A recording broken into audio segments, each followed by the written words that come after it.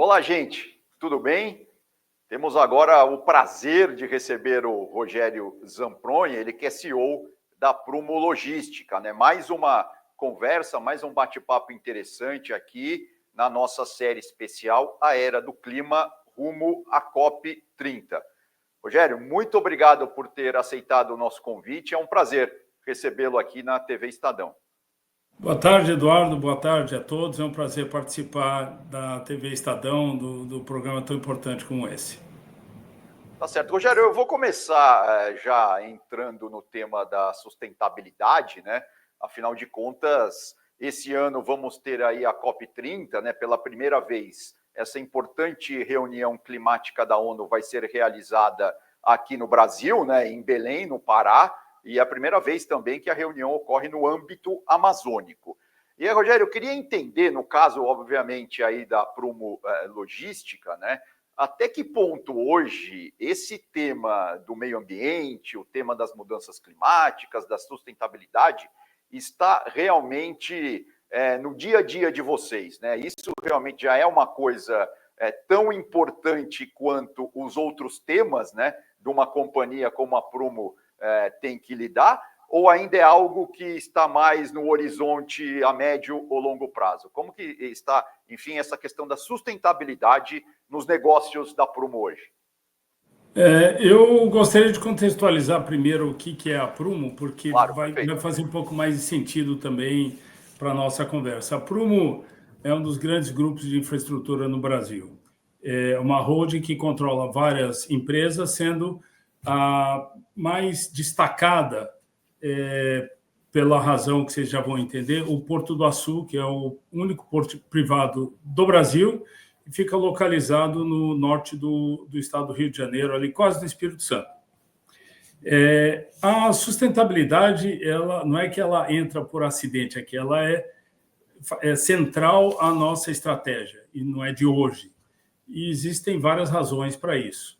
Eu gostaria de colocar muito claramente o que são esses pilares da nossa sustentabilidade, do nosso programa de sustentabilidade, por que ela é tão relevante na nossa estratégia.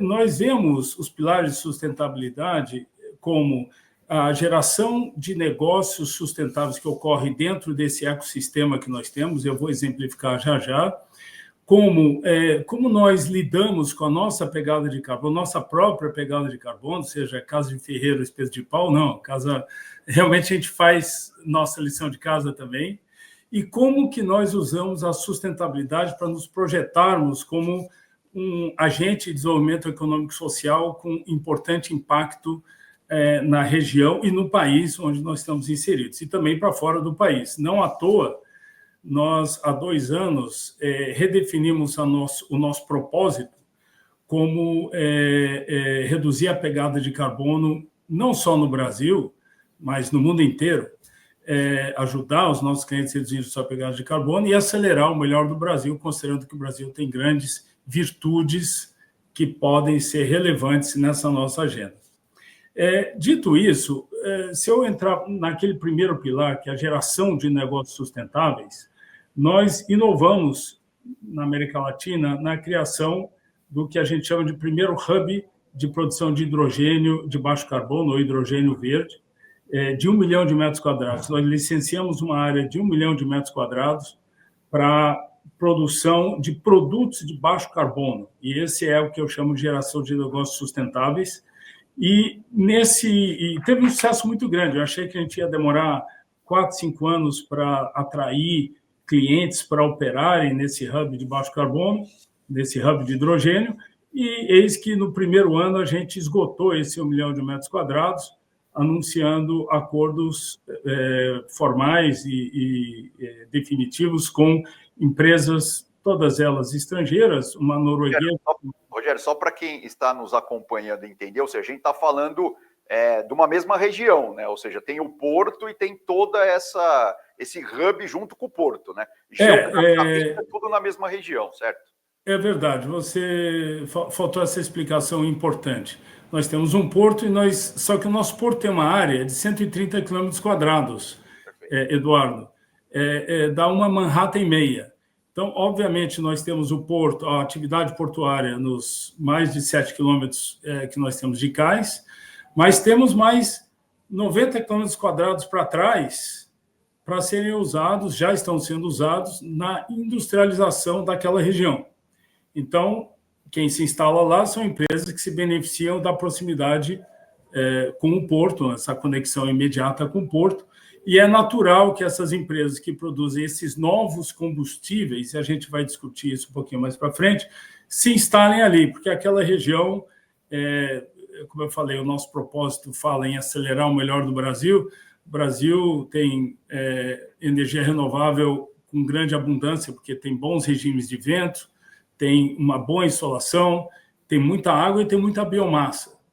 Então, esse conjunto de fatores faz com que o Brasil se destaque como uma vantagem competitiva do Brasil na produção dos combustíveis de origem em biomassa, como, por exemplo, biocombustíveis, mas também origem hidrogênio com carbono biogênico. Então, e esses combustíveis são usados tanto na descarbonização do setor marítimo, como também nas indústrias que ali se estabelecem, ou mesmo na exportação desses combustíveis para outras nações. E eu estava comentando que a gente, ali dentro da nossa área, usou 1 milhão de metros quadrados para a criação do hub de hidrogênio.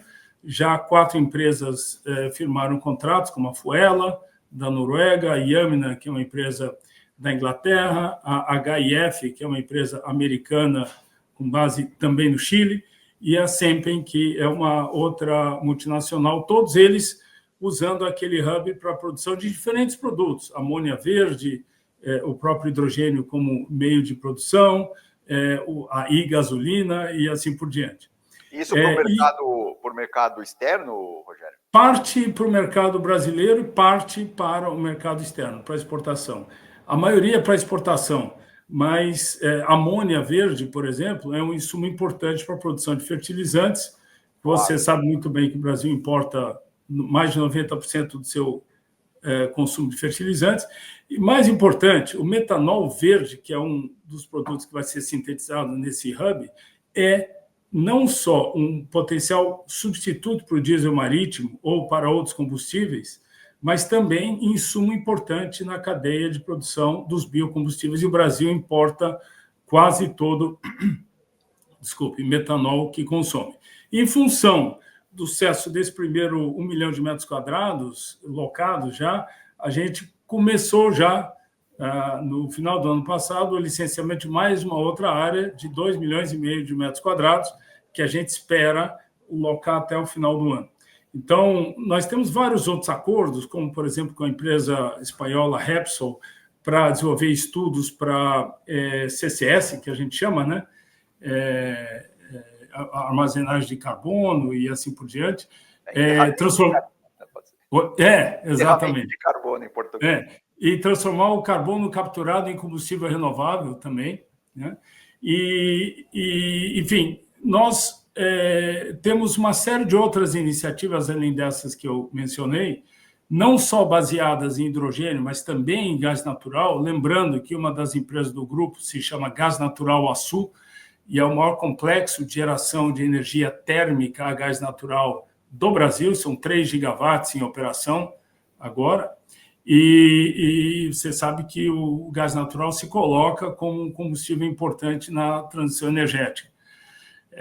E a gente desenvolveu esse ecossistema ao redor dessas energias e da estrutura portuária, que ela é muito bem desenvolvida por nós, porque nós somos um grupo privado que tem foco em excelência operacional, em segurança e assim por diante, que são outros pilares do tema sustentabilidade para nós. Lembrando que sustentabilidade não é apenas o tema de emissões, é o tema de segurança, é o tema de diversidade, que não são muito naturais quando a gente pensa em um porto, né? A gente pode explorar também daqui a pouquinho sobre isso, né?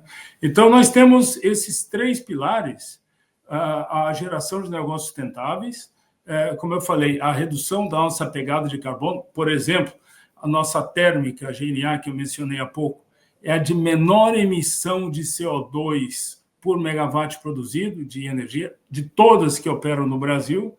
E, por último, é o nosso terceiro pilar, que é como que a gente se projeta na região que a gente se encontra para promover o desenvolvimento econômico e social.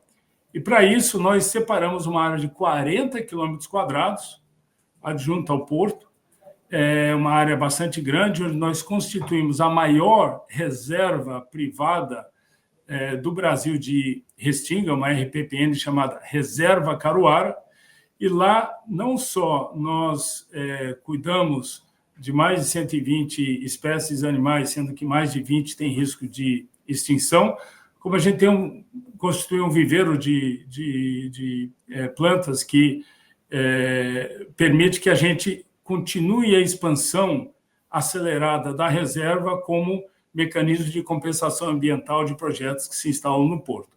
E o que foi legal é que a gente fez um acordo com o projeto Tamar. Então, a gente tem uma das maiores bases de proteção à tartaruga do Brasil, é a última, descendo do Nordeste até... Para o Sul, né? Para o Sul. Para o Sul. Não sei, uma curiosidade, não sei se todo mundo sabe, que o sexo da tartaruga é definido pela temperatura ali da areia, onde o ovo ele é colocado, né? E então a gente tem uma predominância de machos aqui no Rio de Janeiro. Então, tem uma importância muito grande na reprodução das tartarugas, né?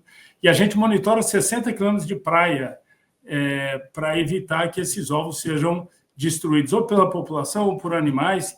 E muito legal mesmo é a gente ter contratado jovens da cidade onde nós estamos inseridos, São João da Barra, para serem guias na nossa reserva Caruara. Aliás, ela entrou no mapa do ecoturismo do Rio de Janeiro, vale a pena visitar, porque é muito bonito mesmo, vale a visita. E através desse ambiente, a gente se projeta, gera oportunidades ali na região e gera muita educação ambiental. A gente recebe 5.000 visitantes por mês, de todas as escolas ali da região, de forma gratuita. Então, é uma forma, que é o terceiro pilar, né, da gente se projetar com o tema sustentabilidade no ambiente que a gente se insere. É uma das formas da gente praticar a nossa visão de responsabilidade social também. Então, para começar a nossa conversa, os 3 pilares que a gente define como centrais na nossa estratégia e que, por enquanto, estão dando muito certo. Então, a gente está muito feliz com isso aí. Tá certo. Agora, Rogério, em relação ao segundo pilar, né, que você falou, na diminuição da pegada de carbono, das atividades todas, existem métricas? Como que vocês medem isso no dia a dia? A gente mede todas as emissões de todas as atividades que nós temos. Obviamente que a emissão monitorada, o volume total de gases de efeito estufa emitidos, não representa muita coisa, tem que estar associada com o volume que a gente transaciona ali no porto. E a gente tem como meta ser o porto de menor pegada de carbono de todos os portos do Brasil e um dos menores do mundo. A gente recebeu toda espécie de prêmios internacionais de sustentabilidade pelas nossas práticas. E eu vou dar não só o exemplo da térmica, que opera lá conosco, mas outros exemplos, como o que a gente chama de eletrificação do PIA. A gente, recentemente, fez um acordo com uma empresa que opera rebocadores para nós, para que nós utilizássemos energia renovável para manter certas operações dos rebocadores, reduzindo muito a pegada de carbono, as emissões de carbono da operação de reboque. Ou, no mês passado, a gente fez a primeira operação de biocombustível para navegação marítima de curto curso, né, short haul, se chama HVO. HVO é um biocombustível renovável por natureza, né, por ser biocombustível, óbvio, e nunca tinha sido usado no Brasil, e a gente fez a primeira operação no Brasil no mês passado. Então, nós temos uma infinidade de ações que colocamos em prática como elementos de diferenciação e que permitem que a gente atinja esse nosso objetivo de ter a menor pegada de carbono dos portos do Brasil. É importante também lembrar que não é... Assim, eu não acredito em ações sustentáveis simplesmente porque a gente tem um coração bom. Ou não é, assim, as ações sustentáveis são sustentáveis se elas têm uma dimensão econômica que a sustente no longo prazo, que ela não dependa. Tem que fechar a conta. Tem que fechar a conta, porque aí sim elas se tornam perenes. Vários dos nossos clientes que ali operam, e eu vou dar um número impressionante para você num segundo, são empresas que buscam soluções dessa natureza para suas operações e que encontram no Porto do Açu o único ponto aqui no Brasil, talvez na América do Sul, que tem essa diversidade, essa multiplicidade de opções para descarbonizarem suas atividades. O número impressionante que eu comentei que ia dividir com vocês portos são uma atividade centenária, Eduardo. O Porto de Antuérpia foi fundado por Napoleão Bonaparte. O Porto de Antuérpia, inclusive, tem 1% do capital do Porto do Açu. O nosso porto, em outubro do ano passado, comemorou 10 anos de operação. Somos um garoto ainda, né? Nem adolescente. E já temos... Os outros, né? Desses Pois é, e já temos um movimento só superado pelo Porto de Santos, que é um porto também centenário. Só que esse ano que passou é o segundo ano em que nós ultrapassamos o Porto de Santos em número de embarcações que acessam o nosso porto.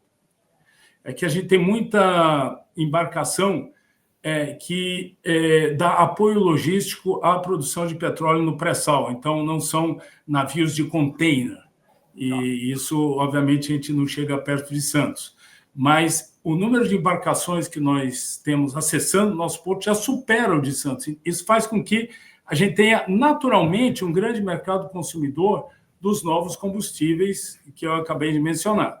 Então, a gente realmente está tentando se posicionar, estamos conseguindo, como o ponto onde as empresas que operam conosco têm essa multiplicidade de opções para poderem descarbonizar suas atividades. E a gente tem encontrado uma receptividade bastante grande com elas, muitas delas, a grande maioria, são multinacionais, e isso nos dá uma vantagem competitiva muito grande, porque poucos portos no mundo têm uma configuração similar ao que a gente tem. E é um pouco de sorte mesmo, um pouco de competência, mas, enfim, vamos aproveitando o que se apresenta para nós. Claro. Agora, Rogério, você citou também o Porto de Santos, né? E aqui a gente no Estadão, até porque o Porto aqui perto de São Paulo, né? Perto da capital, a gente faz muita matéria, tem muito problema em termos de infraestrutura, né? Os caminhões muitas vezes não conseguem chegar a contento. Claro, tem agora a ferrovia que está bastante desenvolvida, mas também está longe de ser o ideal. E no caso de vocês, em termos de gargalos assim, logísticos, né? A questão da infraestrutura, ou seja, do acesso ao porto do lado da terra, vamos dizer assim, também é algo que preocupa vocês ou a coisa está mais bem equacionada aí no caso do litoral norte do Rio de Janeiro? Não, nós temos os mesmos problemas do Brasil inteiro. Esse é um problema não localizado em Santos, é localizado no Brasil. Acesso, obviamente que a gente tem menos problemas do que Santos, porque o nosso volume ainda é menor que o de Santos, porém nós ainda não temos uma ferrovia chegando até o porto. Existe um projeto muito avançado sendo tocado pelo Ministério dos Transportes, com a agência Infra, que é a Estrada de Ferro 118, ligando Vitória até o Rio de Janeiro, passando ali no Porto do Açu. É um dos projetos mais maduros que a Infra tem em desenvolvimento. A gente espera que esse ano ou no início do ano que vem seja listado, mas, obviamente, a gente tem questões importantes para serem resolvidas na infraestrutura interna. Na infraestrutura, o que você chamou de terra, né, Eduardo, de forma muito apropriada, no que tange ao acesso marítimo, aí a gente não tem, a gente tem uma grande vantagem, não tem restrições, porque, diferentemente de outros portos do Brasil, nós temos 2 terminais totalmente independentes, um de águas profundas, que é o mais profundo do Brasil, a gente tem um calado de 25 metros, e como curiosidade, 35% das exportações de petróleo, que é o primeiro item na pauta de exportação brasileira, agora petróleo passou soja ano passado, são feitos pelo nosso terminal, uma empresa do grupo chamada Vast, opera ali. Também temos o quarto maior terminal de minério do Brasil, em sociedade com a Anglo-American, se chama Ferroport. E esse é um terminal, o Terminal 1. E o Terminal 2 é um terminal totalmente dragado, são 7 quilômetros de extensão, enorme, é uma obra impressionante. E ali nós temos toda a operação que suporta tanto desde exportação de grãos, importação de fertilizantes, serviço de logística e suporte à exploração de petróleo, produção de indústrias como Technip, que fazem tubos flexíveis, sim, uma quantidade bastante grande de negócios operando lá. Então, esses canais, os acessos são totalmente independentes, o que nos confere uma vantagem sobre todos os outros portos brasileiros que têm alguma limitação nesse acesso e faz com que a gente tenha o menor tempo de espera médio de um navio no Brasil. Então, isso dá para a gente uma grande vantagem, sem dúvida nenhuma. Tá certo. E, Rogério, assim, claro, né, a gente está falando aqui de sustentabilidade, de mudanças climáticas, né? E um dos impactos que as mudanças climáticas vão causar aí no mundo como um todo é a alteração do nível do mar, né? Principalmente para mais. É uma curiosidade, isso é algo que está no planejamento de vocês para o médio e longo prazo? Ou seja, há estudos sobre isso? Vocês têm algum, sei lá, algum tipo de monitoramento dessa oscilação do nível do mar? Ou isso na região ali de vocês é algo que não preocupa muito? Não, isso preocupa o mundo inteiro. O Brasil não é exceção. Só que nós, há 2 anos, contratamos uma consultoria internacional. Nós contratamos dela uma análise dos impactos futuros que a elevação do nível do mar poderia trazer para nós. E não é só a elevação do nível do mar, ela tem outras consequências, como o aquecimento das águas, e aí você tem impactos climáticos importantes ali também. E lá nesse estudo, a gente apresentou para o conselho, para o meu conselho aqui na Prum, para o conselho de administração da companhia, que nós somos bastante resistentes nos próximos anos a mudanças importantes que possam vir a ocorrer em virtude do aquecimento global, principalmente no que tange ao aumento do nível do mar. Então, a gente é bastante seguro ali. Eu diria que nos próximos 30 anos, eu não me lembro se o trabalho abrangia mais do que 30 anos. Deixa eu até checar essa informação um segundinho. 50, né? 50 anos, desculpe, a informação correta. Então, a gente tem uma confiança grande que nós temos uma posição privilegiada por conta da nossa localização. Mas é óbvio, Eduardo, a gente não é uma ilha no oceano. A gente não está isolado do mundo. E a tragédia dos outros não é a nossa felicidade. Então, a gente olha com grande preocupação esses movimentos de aquecimento global e dentro do nosso pequeno poder de influência, a gente colocou esse tema como crítico para nós, de nossa estratégia. Mas nós somos bastante resilientes nos próximos 50 anos, a não ser que aconteça eventos muito extremos que não tenham sido monitorados ou conhecidos, que também pode acontecer. Sem dúvida. Sem dúvida nenhuma. Ou seja, Rogério, pelo que você está me falando, então tem realmente um monitoramento constante, né, das condições do nível do mar aí no porto, né? Esse estudo que eu mencionei há pouco, ele gerou para nós o que a gente chama de plano de adaptações climáticas. Ou seja, o que está compreendido nesse plano? O monitoramento de uma série de variáveis, são dezenas de variáveis que têm um impacto importante, desde temperatura da água, temperatura do ar, gradientes de temperatura, tamanho das ondas, nível do mar, e assim por diante.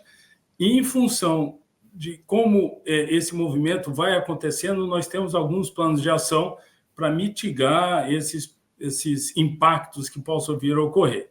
Então, a gente prevê que a gente consiga continuar sendo um ponto muito relevante e seguro para o Brasil, e quando eu digo para o Brasil, assim, a partir do momento que um único porto exporta 35% da produção brasileira exportada de petróleo, a gente se torna uma infraestrutura crítica para o país.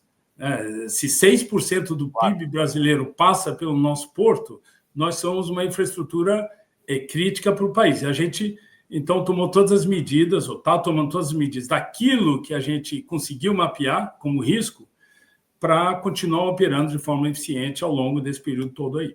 Tá certo. Agora, Rogério, se eu entendi bem, né, do início da nossa conversa, ou seja, a questão do hidrogênio verde, por exemplo, já é uma realidade, né? Porque tem alguns especialistas no tema dizendo que talvez isso seja algo que vai maturar mais lá para o médio e longo prazo. E, além disso, também a gente tem a questão, como você disse, né, do petróleo, da exportação de petróleo, dos derivados, enfim, que passam também pelo porto. Agora, em termos de negócios, né, de novos negócios, se podemos assim dizer, nos próximos, sei lá, 5, 10 anos, qual que vai ser o caminho principal aí da Prumo, né, no caso do Porto do Açu? Dá para dizer que as atividades mais sustentáveis, mais voltadas para a transição energética, chegarão em algum momento a ficar mais importantes do que, por exemplo, a exportação de petróleo, ou não? Isso ainda não está no horizonte? Olha, assim, se você me perguntar qual que vai ser a taxa de câmbio no final do ano, eu sou economista. Eu vou passar a maior vergonha e vou dizer que não tenho a menor ideia, né? Eu vou dar um número para vocês. A única coisa que eu sei é que eu vou errar. Deixando a brincadeira de lado, é óbvio que eu não sei como que o mundo vai se desenvolver aí nos próximos 20 anos ou 30 anos. A gente imagina que ele vá numa direção e nós posicionamos todo o nosso grupo para seguir essa direção. Se as coisas acontecerem, mesmo numa velocidade mais lenta do que se esperava originalmente, que é o que a gente está observando, ainda assim, essa iniciativa nossa de criar o Porto Verde, o Porto da Transição Energética do Brasil, ela vai se materializar, já está se materializando. O que vários especialistas dizem, e eles têm razão, é que o hidrogênio, como substituto imediato de alguns dos combustíveis, essa substituição não vai ocorrer tão rápido. Também tem um outro ponto, que o hidrogênio você não transporta de navio. Você teria que transformá-lo em amônia, por exemplo, ou ter navios criogênicos que ainda não tem. E transformar em amônia para transportar e depois retransformar em hidrogênio tem uma perda energética importante. Mas essa nunca foi a nossa estratégia. A nossa estratégia sempre foi desenvolver esse hub para produzir insumos que sejam ou incorporados em outros produtos que sejam exportados. Vou dar um exemplo, por exemplo, do briquete de ferro a quente, que é um insumo importante para a descarbonização do setor siderúrgico, e, portanto, você está exportando hidrogênio, porém incorporado em outro produto que não tem dificuldade de transporte, ou para ser usado internamente como insumo de produção de outros itens, amônia verde, fertilizante, ou metanol biocombustível, ou como um combustível tanto marítimo para a aviação, ou o combustível sustentável, o SAF, né, o Sustainable Aviation Fuel. Então, nós sempre tivemos como estratégia não a exportação do hidrogênio em si, mas sim o uso dele como insumo de outras cadeias de valor.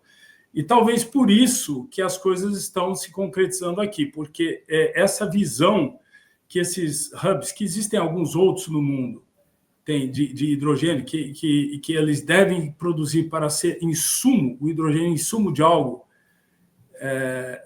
lá na frente, de outra cadeia de valor, ela está se cristalizando em outros lugares. Vou dar um exemplo.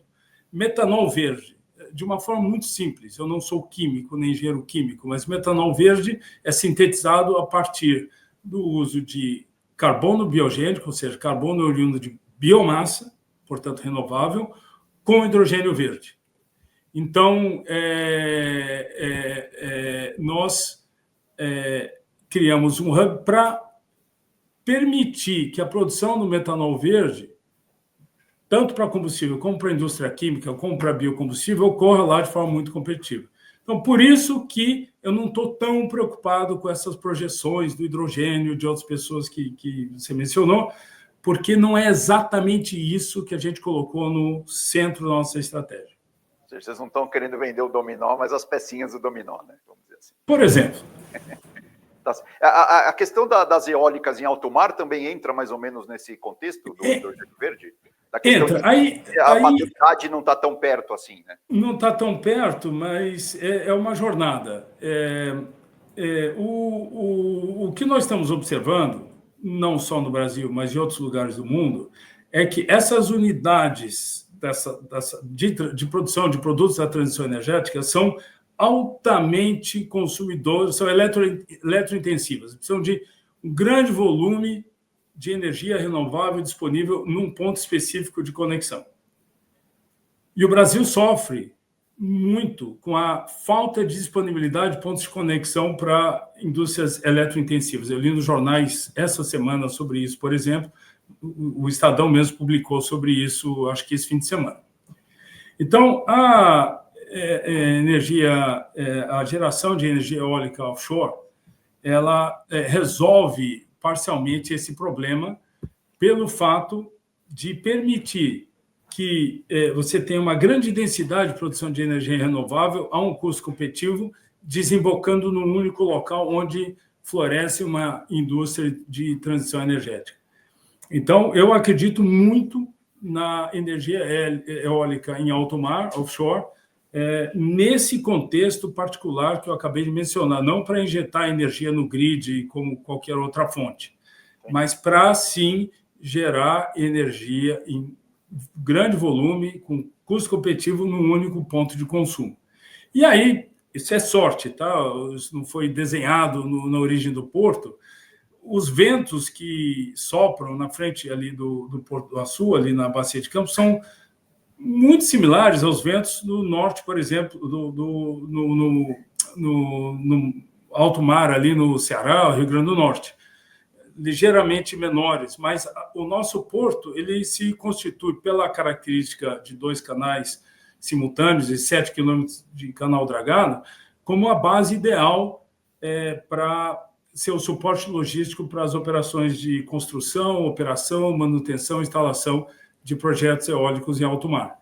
Então, ali, um dos melhores pontos do Brasil de energia eólica em alto mar, ou offshore, é exatamente ali na frente do Porto do Açu. E, de novo, precisa ter competência, mas precisa ter sorte. A gente teve sorte e estamos aproveitando essa sorte. Espero que essa indústria floresça o mais rápido possível, porque o Brasil precisa dela. Tá certo. Agora, Rogério, antes da gente voltar para a questão da COP, da sustentabilidade, tem uma última dúvida, uma última curiosidade, né? Claro, a gente está vendo no mundo, né, essa guerra comercial, principalmente entre Estados Unidos e China, essa geopolítica internacional, né? Qual o peso que ela tem para um negócio como o de vocês? Bom, a gente não passa incólume a guerras comerciais. Em algum momento a gente vai ser afetado. Nesse momento a gente foi positivamente afetado, muito positivamente afetado. Também um exemplo claro, pelo fato que siderúrgicas americanas têm uma sobretaxação na importação de chapas de aço brasileiro, o Brasil é um grande exportador de chapas de aço, essa indústria precisou correr atrás de outros insumos para continuar produzindo aço nos Estados Unidos, como, por exemplo, ferro-esponja, que a gente exporta pelo Porto do Açu, coque, carvão mineral, também exportado pelo Porto do Açu. Então, nosso volume aumentou muito depois que houve o dia da libertação, ou algo do gênero. Não lembro como é que foi o dia D do Trump, né?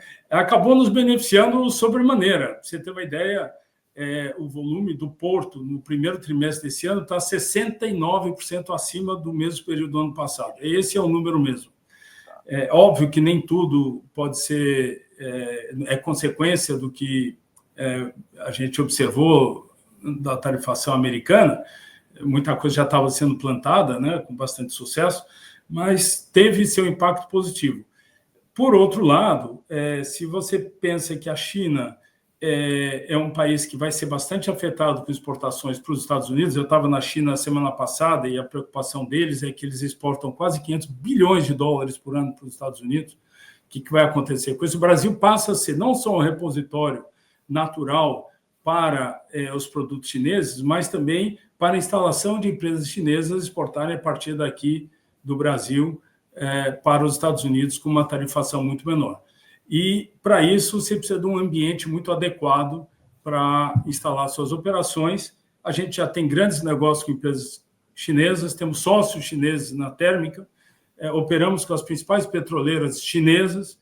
Então, aqui é natural que a gente abarque outros investimentos chineses, outras empresas chinesas, mais volume chinês aqui no Brasil também. Então, dos dois lados, a gente acabou acidentalmente sendo beneficiado, por enquanto, mas, obviamente, a gente pensa sempre com muita preocupação no que isso pode representar no desenvolvimento econômico global, se uma recessão vem por aí ou não.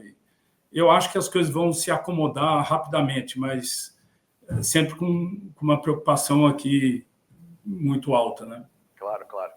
E Rogério, então, voltando para a questão da COP30, né, que vai ser realizada no mês de novembro em Belém, no Pará, eu queria um comentário seu, primeiro como cidadão mesmo, né? O que esperar de uma reunião como essa? Qual que é a importância, né, de termos uma COP aqui dentro do país, no âmbito amazônico? E, claro, como que a Prumo Logística, né, de uma forma geral, está se relacionando, se é que está, né, especificamente com essa reunião aí no final do ano? Eu vejo a COP30 no Brasil, em Belém, como uma continuidade de algo que começou na Eco 92, no Rio de Janeiro. Vamos lembrar que tudo começou lá não, aqui, porque aqui é o Rio de Janeiro, lá em 92. Ele não pode esquecer disso. Isso é um elemento histórico muito importante no desenvolvimento de políticas que são hoje, que conduzem as reuniões da COP. A gente, simultaneamente, além de lembrar da Eco 92, a gente teve reunião do G20 no final do ano passado, agora tem a reunião dos BRICS aqui no Brasil. Então, a COP é mais um evento para colocar o Brasil em destaque, o que para nós, obviamente, é muito bom, numa agenda global geopolítica e numa agenda global de descarbonização. Ser em Belém, no Pará, obviamente, é assumir um risco importante, porque é uma cidade que não está preparada para um fluxo de 50 mil pessoas, mas também faz parte do que é uma COP, de se ver a realidade de outras regiões do mundo. Vamos lembrar que a maior fonte de emissões brasileiras é oriunda de desmatamento. Vale lembrar que a Amazônia é considerada o pulmão do mundo até hoje. Vale lembrar que o Brasil é um país de grandes contrastes, né, que tem grandes riquezas, mas tem uma falta de desenvolvimento social muito relevante. E ali a região se pode ver com muita clareza também. A COP não é turismo, né? Não é para se passear e conhecer lugares bonitos, é para se observar realidades diversas das suas origens e realmente poder acelerar projetos de transição e transformação. Então, para nós, brasileiros, que temos na transição energética um elemento de desenvolvimento econômico e social muito relevante, pode colocar o Brasil no forefront, na liderança global nesse setor, ela vai ser muito importante para acelerar o desenvolvimento desses projetos. Então, em todos os aspectos, acho que vai ser uma experiência interessante, muito boa, com riscos, que temos tempo de, pelo menos, mitigar esses riscos, mas, de novo, ninguém está aqui para fazer turismo, está para discutir um pouco do que nós desejamos para o nosso planeta no futuro. Não, sem dúvida, né? Dos segredos, né, dessas reuniões e o nosso papel enquanto jornalistas também é fazer esses links, nessas ligações entre o que acontece lá no âmbito das reuniões a portas fechadas, né, com os delegados dos vários países, e o mundo real, né? Porque, afinal de contas, é disso que se trata, né? Assim como não é para fazer turismo, ali também não é uma discussão sem propósito, né? Tem muita coisa interessante, muita coisa importante acontecendo, né?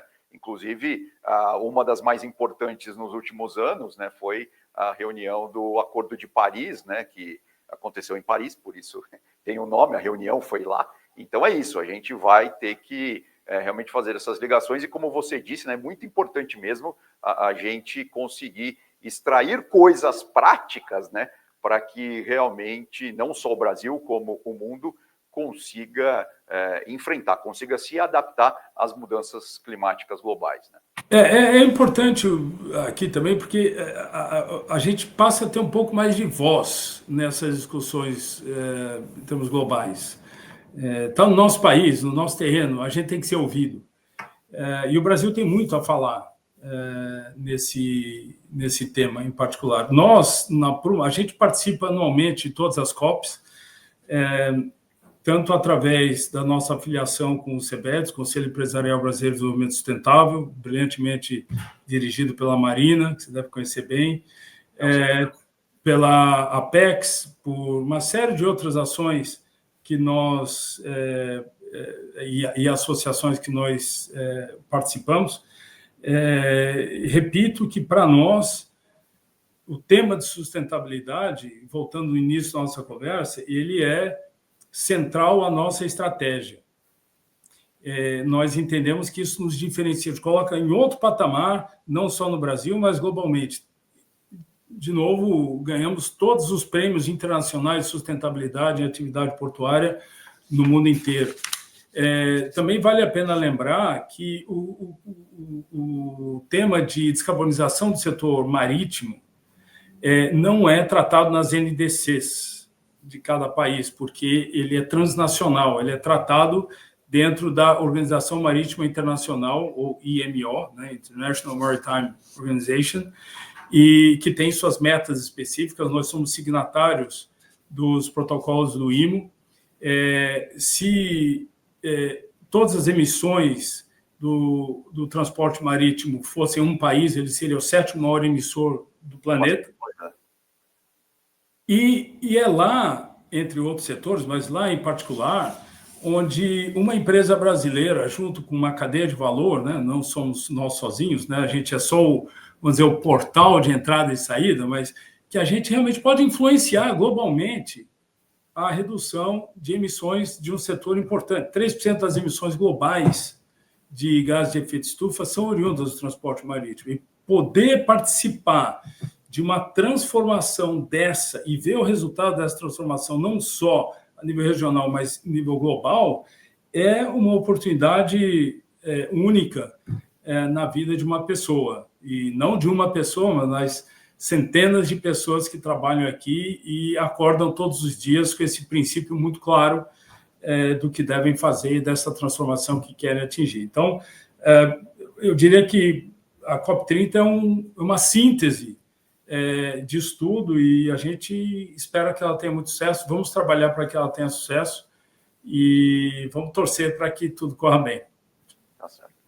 Bom, Rogério Zampronha, CEO da Prumo Logística, muito obrigado, então, por ter aceitado o nosso convite. Realmente foi uma conversa bastante legal, bastante interessante, né? E fica o convite aí para próximas oportunidades. Obrigado, viu, Rogério? Um abraço. Obrigado, até logo. Bom, gente, então essa foi mais uma conversa interessante, né, com o CEO da Prumo Logística, aqui na nossa série especial A Era do Clima, rumo à COP30. E você já sabe, né, a cobertura da COP é quase diária aqui no Estadão, até a reunião, até depois da reunião, na verdade, né, que vai acontecer em meados de novembro, lá em Belém, no Pará. Então, fiquem ligados nos nossos canais eletrônicos, também no jornal O Estado de São Paulo, porque a cada semana teremos uma conversa interessante com um CEO do Brasil, né, de setores importantes aqui do nosso Brasil, tá bom? Fiquem bem, até a próxima. Tchau.